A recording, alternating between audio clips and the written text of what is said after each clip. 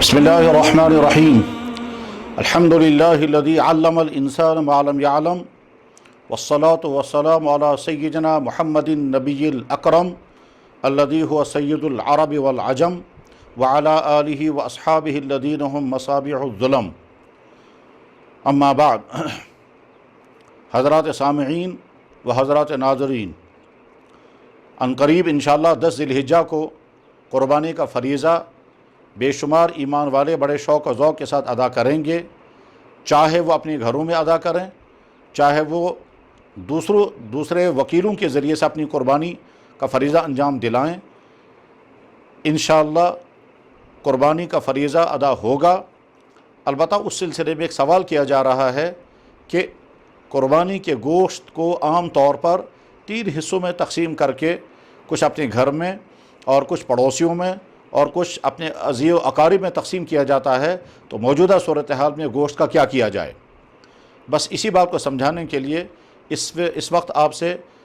مخاطب ہونے کی ضرورت پیش آئی، اور یہ اس وجہ سے کہ بے شمار حضرات کا مسلسل تقاضا اور اصرار ہے کہ اس سلسلے میں رہنمائی سامنے آنی چاہیے۔ اسی ذمہ داری کو پورا کرنے کے لیے آپ سے مخاطب ہونے کا شرف نصیب ہو رہا ہے۔ اللہ تعالیٰ شانو حق سمجھنا، حق بولنا اور حق سننا اور حق پر عمل کرنے کی توفیق عطا فرمائے۔ حضرات، قربانی کا عمل صرف ذبح پر ختم ہو جاتا ہے۔ جو ہی بندے نے اللہ کا حکم پورا کر کے مقررہ جانور ذبح کر دیا اور تو اللہ کا فریضہ ادا ہو گیا، قربانی کی ذمہ داری پوری ہو گئی۔ اس کے بعد وہ جو گوشت ہے وہ چاہے سارا تقسیم کر دیا جائے، چاہے سارا اپنے گھر میں رکھ لیا جائے، چاہے کچھ تقسیم کیا جائے، کچھ اپنے گھر میں رکھا جائے، تینوں صورتوں کی اجازت ہے۔ اسلام نے اس سلسلے میں تین آپشن ہم کو دیے ہیں۔ ایک یہ کہ قربانی کا گوشت سارا کا سارا تقسیم کر دیا جائے۔ چنانچہ ہمارے بہت سارے وہ بھائی جو دوسرے علاقوں میں دوسرے اداروں کے ذریعے سے قربانی کرائیں گے، ظاہر ہے ان کا گوشت وہاں تقسیمی ہوگا، تو گویا سارا کا سارا گوشت تقسیم ہو گیا، اور بہت افضل عمل یہی ہے۔ دوسرا طریقہ یہ ہے کہ قربانی کے گوشت کا کچھ حصہ اپنے گھر میں رکھا جائے، کچھ حصہ اپنے رشتہ داروں کو دیا جائے، کچھ حصہ پڑوسیوں میں تقسیم کیا جائے۔ موجودہ صورتحال میں چونکہ اس میں رکاوٹیں ہیں، تقسیم کرنا بھی مشکل ہے، اور آپ جس گھر میں گوشت لے کر کے جائیں گے ہو سکتا ہے وہ گھر والے آپ کا گوشت لیتے ہوئے ہچکچائیں گے، اور یہ بھی ہو سکتا ہے کہ بہت سارے گھر والوں کو گوشت دیا جائے گا تو وہ بعد میں استعمال نہیں کریں گے، بلکہ ضائع ہونے کا بھی خطرہ ہے۔ کیونکہ اگر اس بات کا خیال آ گیا یا وہم ہو گیا کہ ممکن ہے وائرس کے اثرات آ سکتے ہیں، تو اس وقت احتیاط کی بنیاد پر ہو سکتا ہے گوشت ضائع ہونے لگے۔ اس صورتحال میں حل جو ہے وہ یہ ہے کہ جو بھائی اپنے گھروں میں قربانیاں کریں وہ سارا کا سارا گوشت اپنے گھر میں رکھ لیں، اور اس کے بعد پھر محفوظ کر کے رکھ لیں۔ محفوظ کرنے کے آپ کے پاس 2 طریقے ہیں۔ ایک طریقہ ہے کہ گوشت کو خشک کر لیا جائے، اور خشک کرنے کے بعد پھر آئندہ وہ گوشت جب ضرورت پیش آئے تب تک وہ گوشت استعمال کیا جائے، جیسا کہ حضرات صحابہ کرام، حضرات تابعین، فقہا اور محدثین کے ہاں کثرت کے ساتھ یہ عمل پایا جاتا رہا ہے کہ قربانی کا گوشت جمع کر کے رکھتے تھے، خشک کر کے رکھتے تھے، اور اس کے بعد پھر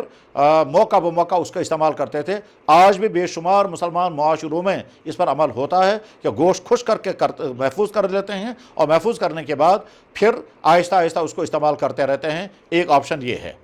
گوشت کو محفوظ کرنے کا دوسرا آپشن آج کے وسائل میں، اگر کسی کے گھر میں فریزر ہو یا فریج ہو اور اس میں گوشت محفوظ کر دیا جائے، پھر تھوڑا تھوڑا کر کے استعمال کیا جا سکتا ہے۔ اس طرح سے گویا اگر گوشت کا ایک ٹکڑا بھی باہر دوسرے کسی کو نہیں دیا گیا تو قربانی کی ادا ہو گئی، اور سارا کا سارا گوشت آپ کو خود اپنے گھر میں کھانے کا موقع مل گیا، اور یہ حضرات صحابہ کرام کے طرز عمل سے بالکل واضح ہے، بالکل ثابت ہے، حدیثوں میں اس کا تذکرہ موجود ہے۔ اگر آپ گوشت تقسیم کرنے کا ہی ارادہ کرتے ہیں تو اس میں یہ بات ملحوظ رکھنا ضروری ہے کہ صفائی کا جتنا اہتمام کیا جا سکتا ہو، جانور لاتے ہوئے، ذبح کرتے ہوئے، قربانی کا گوشت کا پیس بناتے ہوئے اور اس کا پھر تقسیم کرتے ہوئے، جتنا اہتمام صفائی کا اور بیماری سے بچاؤ کا کیا جا سکتا ہے وہ سارا انتظام کر لیا جائے، اور اس کے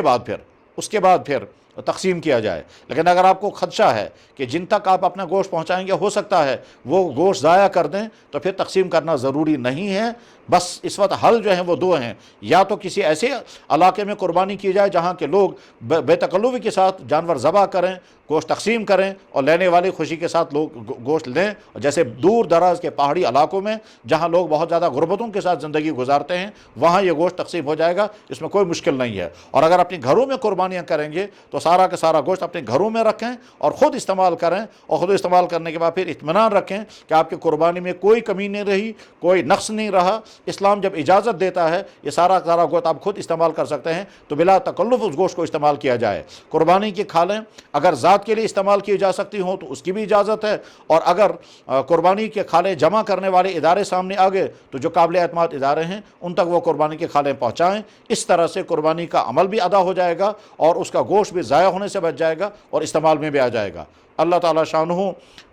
موجودہ مشکل ترین صورتحال میں ہمیں دین سمجھنے کی توفیق عطا فرمائے، دین صحیح طور پر امت تک پہنچانے کی بھی توفیق عطا فرمائے، اور دین کی جو بات ہمارے سامنے آئے اس پر عمل کرنے کی توفیق عطا فرمائے۔ وآخر دعوانا الحمدللہ رب العالمین برحمتک یا ارحم الراحمین۔